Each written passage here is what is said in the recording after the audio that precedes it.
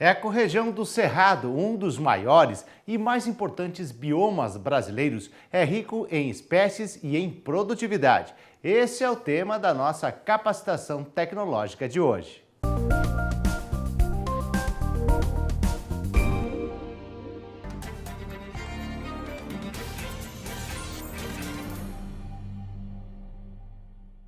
Olá pessoal, hoje nós vamos falar sobre a ecorregião do Planalto Central.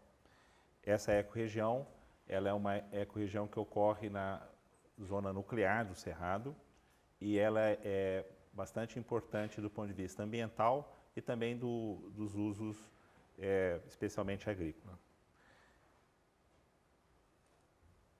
Então, nós vamos falar sobre o Planalto Central do ponto de vista exatamente dos três fatores estratificadores que foram faladas na aula anterior. Então, nós temos esses três fatores, o relevo, geologia e clima, e também nós vamos falar sobre o alto curso da Bacia do Rio Preto, onde desenvolvemos atividades e experimentos sobre recuperação de áreas degradadas. A localização do Planalto Central, a gente pode verificar que ocorre nessa porção bastante central do Brasil e ocorre também na porção central do bioma. E também ela ocorre especialmente em Goiás e também uma parte especialmente em Minas. O Planalto Central ele tem um tipo de desenvolvimento que é em função da evolução geomorfológica em regiões tropicais. Essa evolução geomorfológica ocorre nesses estágios que são mostrados aqui nesse diagrama. Nós temos ambientes bastante aplainados, inicialmente, onde nós temos uma cobertura pedológica e onde tem um horizonte ferruginoso e temos um saprólito bastante espesso, está aqui onde a gente está mostrando aqui. E só abaixo nós temos a rocha fresca. Então, nós temos aqui desenvolvimento de um perfil, de um rególito laterítico, que isso aí ocorre especialmente em zonas tropicais. E essa zona, esse tipo de organização do rególito laterítico, ele é típico desse ambiente e está sobre rochas metamórficas e ígneas.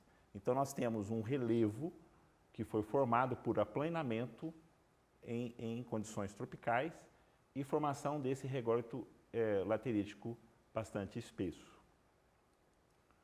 Então, a gente pode observar que nós temos sequências e organização de solos em função dessas superfícies aplainadas. Então, o que a gente observa na paisagem?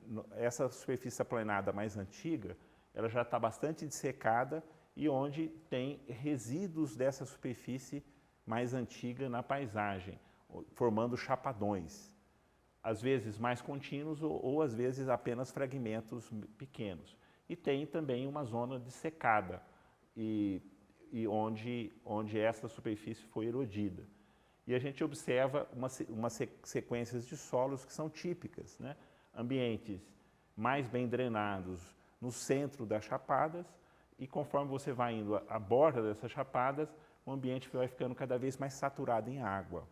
Isso aqui é uma sequência típica que ocorre nessa região do Planalto Central, especialmente nas chapadas. Outra coisa que é importante nessas chapadas é a organização de onde ocorrem as couraças lateríticas. As couraças lateríticas ocorrem especialmente nas bordas das chapadas. Pode ocorrer em outros ambientes, mas especialmente nas bordas das chapadas.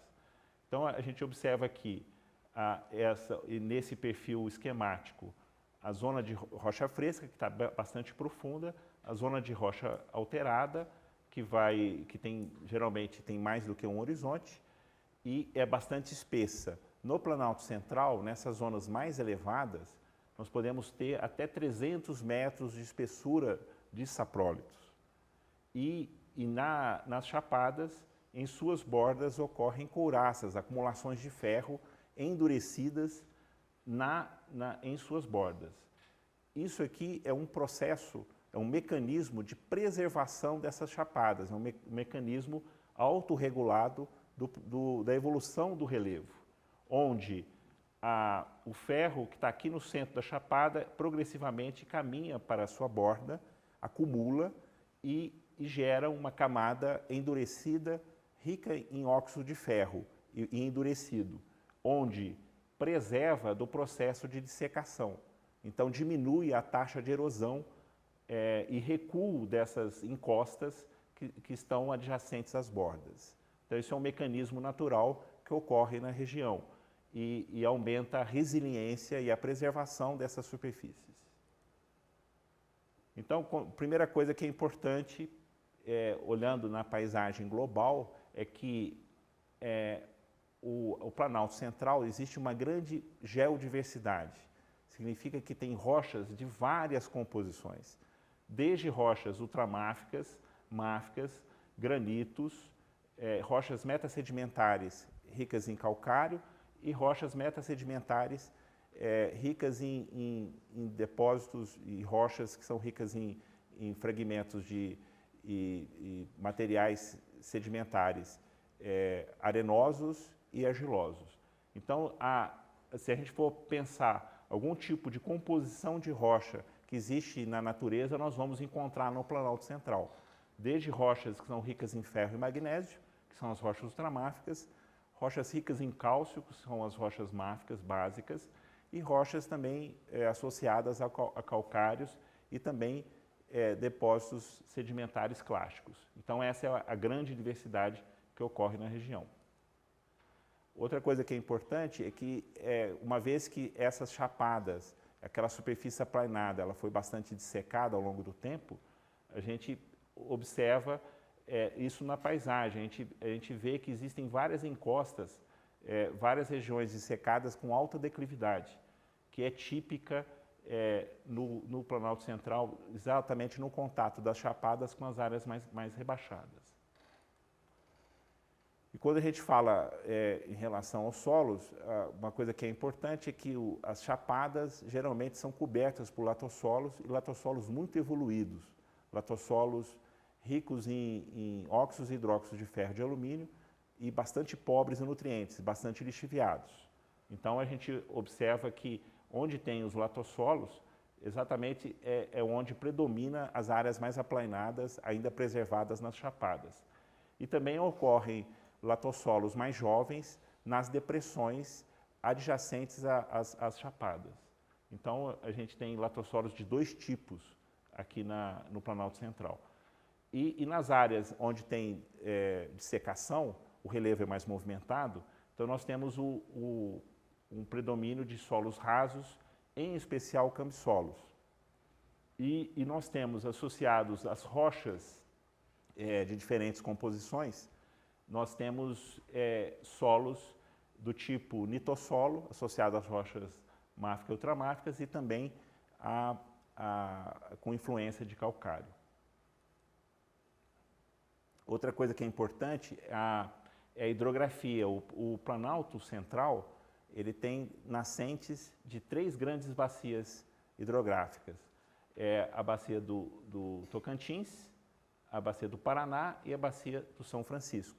Nascem especialmente no Planalto Central e nessa zona mais central, onde está o Distrito Federal, onde ocorre o contato dessas 3 grandes bacias. E é uma parte central e mais elevada que fica na porção mais a leste do Planalto Central.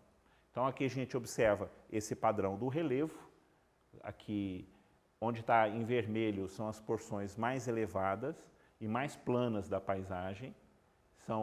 Que a gente pode observar que existe uma zonação onde essa porção mais elevada ocorre especialmente na porção mais a leste e centro-leste.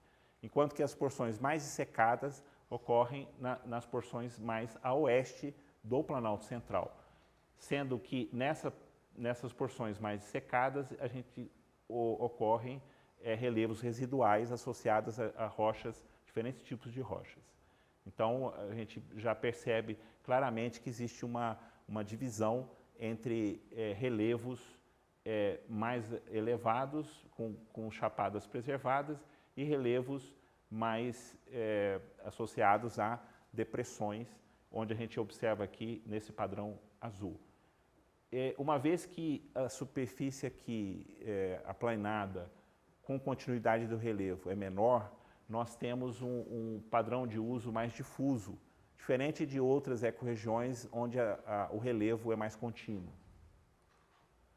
Então, a gente, fazendo uma interpretação desse relevo, a gente separa nessas duas grandes superfícies. Essa superfície sul-americana, que está aqui em cinza escuro, e essa superfície cinza clara, que é a superfície Velhas. A superfície sul-americana, ela foi formada entre 60 e 30 milhões de anos atrás. Então, entre o final do Cretáceo e até o Terciário Médio, que tem essa duração. Então, esse é uma superfície de aplanamento bastante antiga e que foi desenvolvida sob condições tropicais. E essa zona mais dessecada é relativa à evolução das superfícies velhas, que é bem mais jovem, ocorre no final do terciário, tem menos de 10 milhões de anos essa superfície que está cinza mais claro. Então, a gente percebe claramente que aqui o fator estratificador é o relevo. O relevo ele é importante, enquanto que eu tenho uma grande diversidade geológica, o que estratifica a paisagem é esse relevo associado às superfícies aplanadas. Então, a gente percebe que, independente da geologia, nós temos um relevo que está cortando toda a paisagem. Então, vamos dar um exemplo aqui, no Distrito Federal, nessa porção mais a norte do Distrito Federal, vamos fazer aqui um perfil representado aqui por essa linha amarela, entre A e B, e a gente percebe que há exatamente essas duas superfícies nessa escala de observação. Aqui é a superfície de aplanamento sul-americana, essa aqui é a superfície de aplanamento Velhas. Vamos dar agora focalizar a nossa atenção para o alto curso da Bacia do Rio Preto, que é exatamente onde nós desenvolvemos os experimentos do projeto Biomas na região, dentro do Planalto Central. Então, a gente observa que o Rio Preto ele tem uma parte, toda essa parte que está cinza clara, ela pertence a outra ecorregião, e só a parte do Planalto que pertence ao Planalto Central, que é exatamente a região onde nós estamos estudando. Uma coisa interessante a gente destacar nessa região é que toda essa porção do Alto Rio Preto, ele pertencia à Bacia do Paraná, alguns milhares de anos atrás. E ele foi capturado pelo São Francisco. Isso significa que o São Francisco, na região, todos os divisores têm uma tendência do São Francisco pegar as bacias, quer dizer, ele vai fazer uma captura de drenagem, ele vai capturar drenagens de outras bacias. Então, a gente observa que toda essa região aqui, que é o Alto Rio Preto, pertencia à bacia do Paraná, que tem um poder erosivo menor, que tem uma energia potencial menor, do que a bacia do São Francisco, que capturou toda essa área. Significa que todo esse Alto Rio Preto, toda aquela água que ia para o Paraná, dessa cabeceira, passou aí para o São Francisco. Então, aqui mostrando todos os temas, para a gente fazer todo o estudo. Então, aqui a altimetria. Então, a gente percebe que na região a altitude chega até quase 1.500 metros e chega até 400 metros. Aqui na região entre 1.200 e 900 metros, mais ou menos, né? na parte do Planalto, onde ocorre o Alto Rio Preto. A declividade, a gente observa onde está o Planalto, a declividade já é mais suave, significa que tem relevos mais planos, enquanto que a gente observa fora desse Planalto, a gente observa zonas que têm declividades bastante elevadas. Então, o nosso estudo está ocorrendo nesse Planalto, onde está a bacia, o Alto Rio Preto. E aqui a gente percebe, nessa porção, a gente vê como é que é o padrão, né? O sombreamento, ele mostra como é que é o padrão do relevo. Então, a gente vê que ele tem uma textura bastante lisa, significa declividades relativamente baixas e que tem mais relação com essas zonas que estão mais a oeste, que correm para a Bacia do Paraná. E aqui o São Francisco capturou esse Alto Rio Preto exatamente nessa zona aqui, onde tem a bacia, onde tem uma represa, foi a represa de Queimados. Então, o que nós fazemos? Nós integramos essas três informações e geramos uma composição colorida, que aí reflete muito bem como o relevo é organizado. Então, aqui nessa composição colorida, o que está em vermelho, ele é mais elevado e plano, e onde está essas porções mais amareladas, esverdeadas, onde tem declividade elevada. Então, a gente percebe também algumas zonas mais azuladas, bastante sutis dentro do Planalto, que é exatamente as zonas mais deprimidas e onde ocorrem os cursos d'água. E raramente a gente encontra encostas, em relação ao contexto, ocorrem algumas encostas importantes, algumas zonas de transição entre a superfície mais elevada e a parte mais dessecada de baixo. Então, aqui mostrando o contexto geral do Alto Rio Preto, e aqui a gente percebe nessa escala de observação que existe uma zona mais elevada, que aqui é a Chapada do Pipiripau, nessa porção noroeste da bacia, enquanto que toda essa zona que está a leste do Pipiripau tem um padrão bastante homogêneo de relevo. E a gente percebe um padrão mais ou menos nessa direção quase norte-sul, que tem prosseguimento a sul nas áreas mais secadas, mostrando que essa região aqui tem as camadas das rochas estão bastante verticalizadas. E aqui tem uma coisa que é importante, que tem uma sequência nessa zona aqui com esse vermelho mais escuro aqui, ele tem, existe uma sequência de rochas pelíticas, quer dizer, formadas por sedimentos finos, argilosos e siltosos, associados a calcários. Então aqui, mostrando, vou mostrar como é que a gente faz a compartimentação geomorfológica desse Alto Rio Preto. Porque uma vez que o relevo é o fator principal, nós temos que mostrar como que ele é organizado na paisagem, o relevo. Então, nós partimos dessa composição colorida e aí a gente separa os vários ambientes, os vários compartimentos por avaliação, por interpretação visual.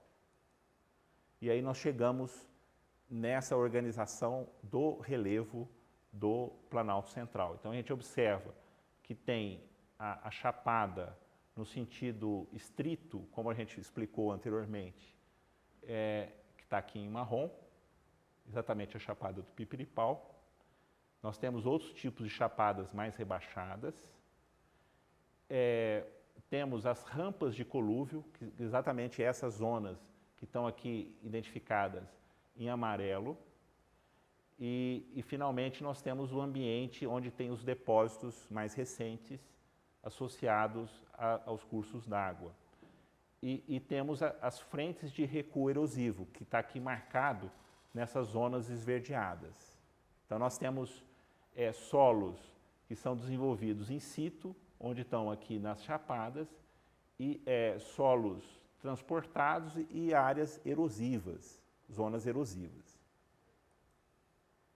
Então, o Planalto Central é uma ecorregião dominada por superfícies de aplanamento, onde existe essa paisagem separada por superfícies aplanadas mais elevadas e áreas de depressões. Esses ambientes caracterização desses ambientes são fundamentais para o estudo da dinâmica da paisagem e do uso da terra. Obrigado.